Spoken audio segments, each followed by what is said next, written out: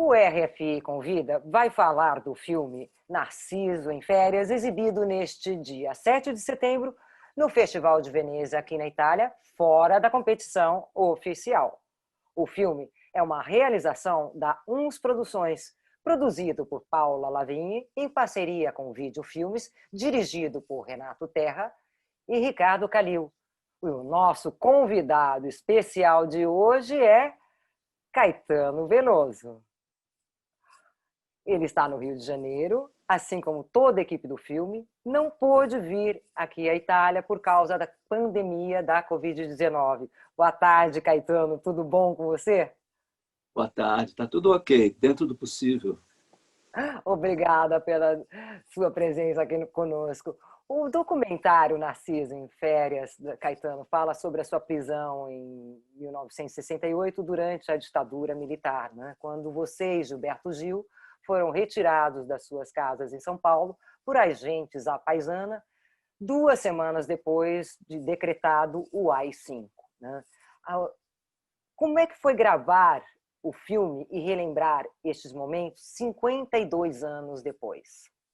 Eu tinha escrito no livro Verdade Tropical uma narrativa dessa experiência, né? A experiência da prisão em 68.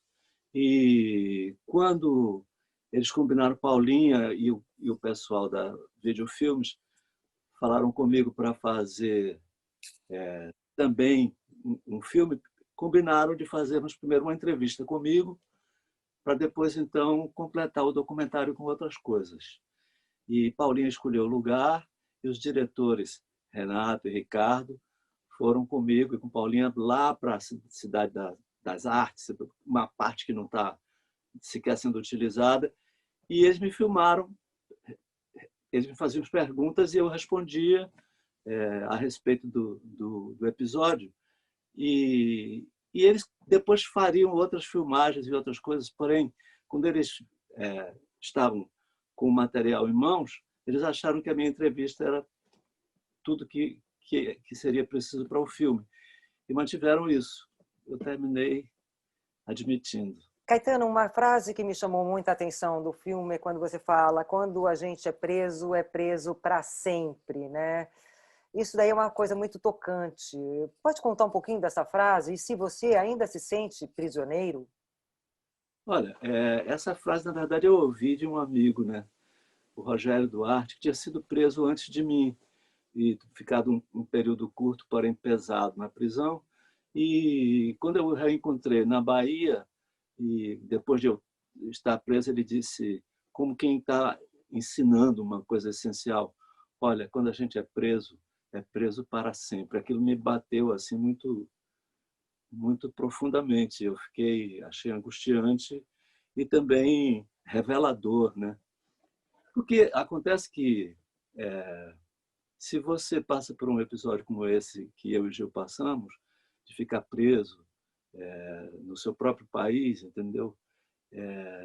Isso marca você para sempre.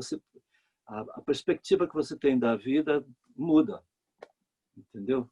Então, aquilo é algo que passa a contar na formação da sua visão do mundo, assim, para sempre.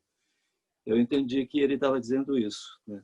E que também é uma experiência existencial que a pessoa, no fundo, guarda para sempre em si. E por isso eu repeti a frase dele. Você teve que superar receios para gravar esse filme? Hesitou em algum momento? Alguma coisa que ainda te atormenta nisso tudo? Sempre algo me atormenta nisso tudo, né? A gente tem uma... Nós temos ouvido ultimamente no Brasil, por causa do crescimento e da implantação de um governo de direita, né? Um governo reacionário, elogios ao período da ditadura militar por parte das autoridades, do presidente da República e das pessoas que o apoiam. E até passeatas na rua pedindo a volta do AI-5, que foi o que provocou a nossa prisão, né? O ato institucional número 5. E então, eu, você você não pode deixar de sentir o peso dessas coisas, né? A gente sente para o resto da vida, como eu tinha dito antes, com a frase de Rogério, mas também diante de situação tão estranha como essa de evocar como uma coisa positiva o período militar, a gente sente, para falar no assunto, em alguns momentos eu fui, combinei e tal, já tinha escrito o texto no Verdade Tropical desde os anos 90, está no meu livro, mas para responder as perguntas, às vezes eu ficava tocado, assim, ficava meio senti um pouco de angústia. Em algum momento eu chorei, a gente teve que parar a gravação, mas eu coragem de enfrentar o tema. Você vê, segundo você, existe realmente o risco de um retorno à ditadura militar neste governo de Jair Bolsonaro? Olha, não é tão simples assim, quer dizer, eu não necessariamente vejo o risco de que volte algo como o que aconteceu em 64, que durou até os anos 80. Mas há uma série de atos que minam princípios democráticos importantes, entendeu? Então há uma certa ameaça à democracia. Por exemplo, tudo que aconteceu no Ministério da Cultura, no que era o Ministério da Cultura, passou a ser Secretaria da Cultura, e depois tudo que aconteceu no Ministério da Saúde e tudo que aconteceu, principalmente no Ministério da Educação, né? Há um desmonte assim de toda de todo o esboço de organização de uma melhoria da educação no Brasil, entende? Então são coisas que vão minando a, a, a realidade democrática. E ao lado disso todas as manifestações orais, assim, as afirmações feitas por autoridades contra certos princípios e elogiando coisas inaceitáveis, como, por exemplo, chamando um notório torturador de herói, entendeu? E dizendo que esse tipo de coisa, entende? Então há como se fosse uma isso, há coisas semelhantes em outros lugares do mundo. É uma coisa que tem a ver com o nosso período na história, né? O período pelo qual nós estamos atravessando. O período que nós estamos atravessando. Tem esse fenômeno de desmonte da democracia. E eu acho que a gente não sabe como isso se resolverá no futuro, a gente não sabe. Eu tenho certeza de que não é uma mera volta a como estava estabelecida a democracia, mas não sei que mundo diferente nós teremos pela frente. Espero que tenhamos um mundo mais humano. Às vezes essas crises podem fazer com que a gente até fortaleça mais, entende? Aprofunde mais a democracia. Mas isso depende de vários fatores. Caetano, você também compôs lindas canções durante a tua prisão, né? A beleza da música em contraste com o horror, né, da ditadura. Como é que você interpreta esta antítese? Música, e a canção popular em particular, é uma coisa de revigoramento das almas, né?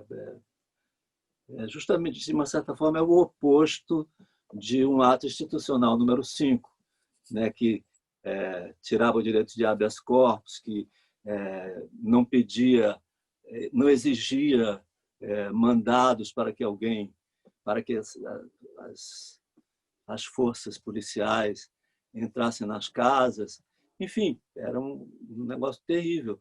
E a música, em princípio, é um movimento da alma que é o oposto disso. Agora, quando eu estava preso, eu fiz apenas uma canção, porque eu não tinha direito a ter violão na cela. Gil tinha violão. porque Gil é formado, ele se formou, ele completou o curso superior.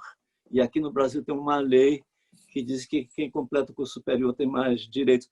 Se bem que esses direitos eram respeitados de acordo com a, sei lá, com a decisão do chefe do quartel onde nós estávamos. Na última fase da nossa prisão, Gil ficou em um quartel e eu em outro.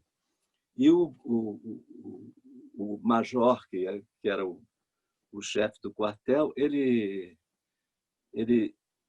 disse que eu não podia ter violão por causa de não ter curso superior completo. É mais um retrato dessas coisas do Brasil, né? Que parece cultivar a desigualdade até os mínimos detalhes. E então eu fiz a música Irene, que é uma música que eu fiz que era sobre minha irmã mais nova, que tem uma risada muito boa. Ela era adolescente nesse período. E a risada dela era maravilhosa. Então eu fiz uma música que eu ficava cantando ali sozinho e sem violão. E depois que eu fui solto, aí até gravei com o Gil tocando violão. O Gil fez um jeito no violão bonito assim. Mas essa foi a única que eu fiz lá. Agora eu fiz canções depois, anos depois eu fiz Terra, que se refere a um momento importante dentro da prisão, que é quando eu vi a primeira foto da Terra vista do espaço sideral. Então há e fiz muitas outras canções, Dentro da prisão, você não sofreu tortura, não ouviu algumas coisas, ouviu alguns momentos assim terríveis dentro da prisão? Quais foram? Não, nós todos os presos da área cultural, que eram figuras conhecidas, que foram presos no primeiro momento do AI-5, eu e Gil fomos os primeiros da área assim, de música popular, mas depois alguns colegas nossos foram presos mais tarde, durante a ditadura, né? Mas quando nós fomos presos, havia alguns jornalistas famosos e escritores famosos. E também alguns líderes de movimento estudantil, pessoas que eu fiquei conhecendo na prisão, como o Perfeito Fortuna, que hoje é um agitador cultural importantíssimo na cidade do Rio de Janeiro. Ele tinha 18 anos e estava na prisão. As 2 primeiras semanas, a primeira semana, eu e Gil ficamos cada um numa solitária. Era uma solitária. Ninguém dizia porque a gente foi preso, ninguém perguntava nada, jogaram a gente cada um numa solitária e fiquei uma semana ali sem saber nada. E depois, quando fomos levados para um xadrez mais comum, assim, havia outros presos. Estavam lá Ferreira Goulart, Paulo Francis, Antônio Calado, alguns escritores. E o Gil ficou nesse xadrez, porque o Gil nunca ficava na mesma cela que eu, né? E então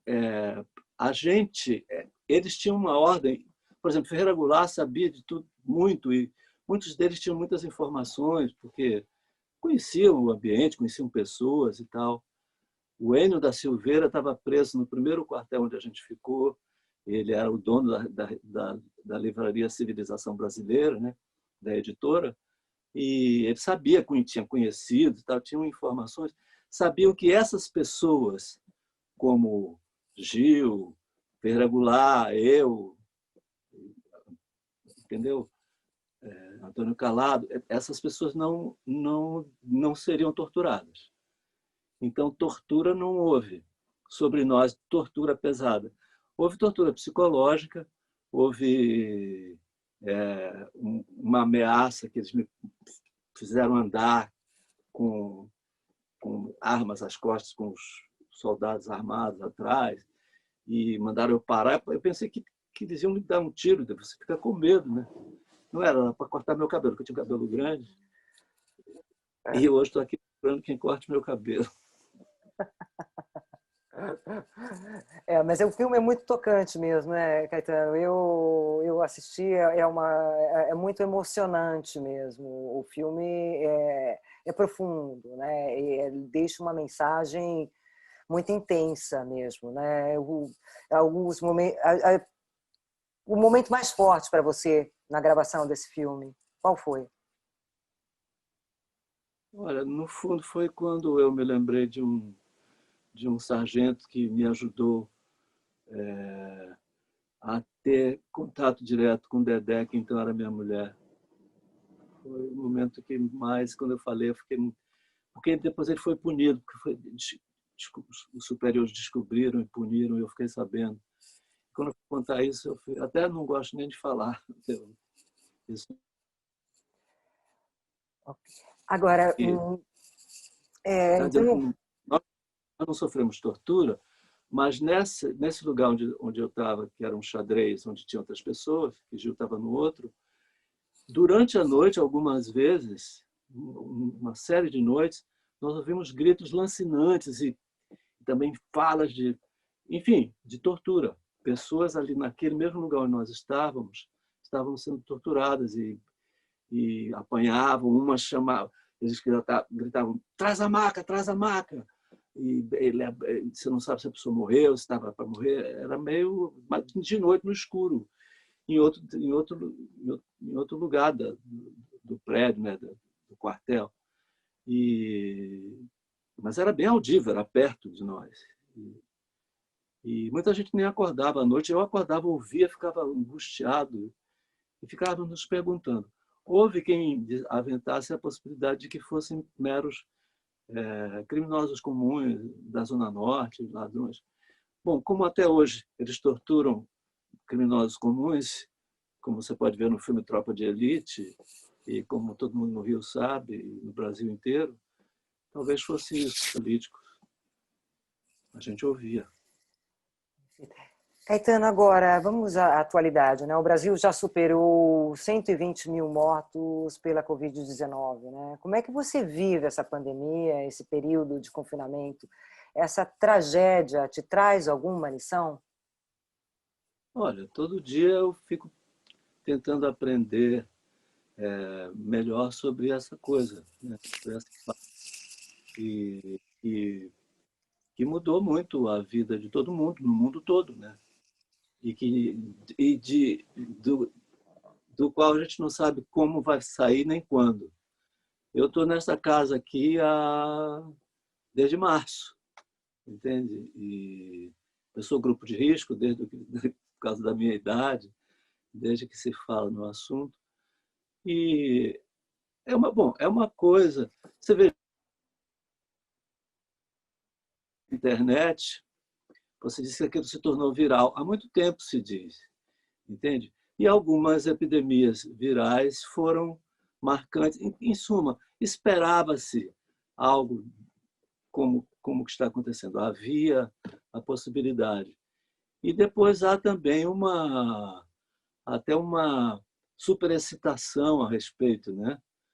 Porque, ao mesmo tempo, é uma coisa que tem uma letalidade alta, porém uma letalidade tipo viral, tem um número alto de pessoas que se restabelecem, tem um número altíssimo de pessoas que ficam assintomáticas ou que têm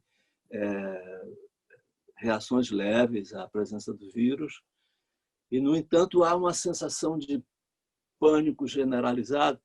E aí o pessoal de teoria da conspiração inventa que foi inventado, que é uma farsa. Mas, na verdade,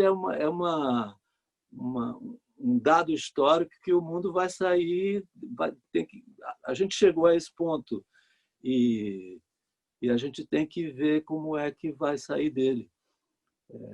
Fala-se muito nas vacinas e as vacinas parecem feitas numa velocidade que nenhuma vacina jamais foi feita, né? No entanto, é o que a gente mais espera. Esperemos que essa velocidade se deva, de fato, a o desejo ser muito grande e o empenho muito grande nas pesquisas, né? E que resulte bem, que a gente possa atravessar esse negócio. Eu tenho um Falar, netinho que tem 3 meses, que é muito lindo, então tem que ficar bem. Que linda, porque se falava no começo que um isolamento forçado portaria uma reflexão, né, para o indivíduo, né? Você acha que isso aconteceu? Olha, a gente aprende certas coisas. Por exemplo, o tempo passa muito rápido quando você não tem nada para fazer. Eu digo, como você não pode se mover. Porque nunca não tem... Na verdade, todos os dias eu estou atrasado para alguma coisa. Dentro de casa, sem ter que sair. Quando eu tinha que sair, compromissos e tal, o tempo passava mais razoavelmente do que agora. E agora parece que não tenho tempo para... Quero escrever umas coisas, completar umas coisas de música. Antes de começar a pandemia, eu fiz uma série de canções. Depois eu digo, agora eu vou fazer um bocado. Não, só consegui esboçar duas. Eu fiz umas 5 antes, no verão, na Bahia, com festa, com saídas, com trabalho, entendeu? E agora menos. Mas você tem que aprender um novo uso do tempo. É difícil. Não é que você fique necessariamente mais concentrado nas suas questões e tal. Isso também acontece em alguns momentos, pode ser, mas não é tão linear assim. Perfeito, Caetano. Muito obrigada pela tua presença aqui conosco na RFI. Muito obrigada mesmo e um abraço do fundo do coração, né? Um Esperamos abraço. Muito obrigado pela atenção e pelo interesse. e muito sucesso. Tá? Amém.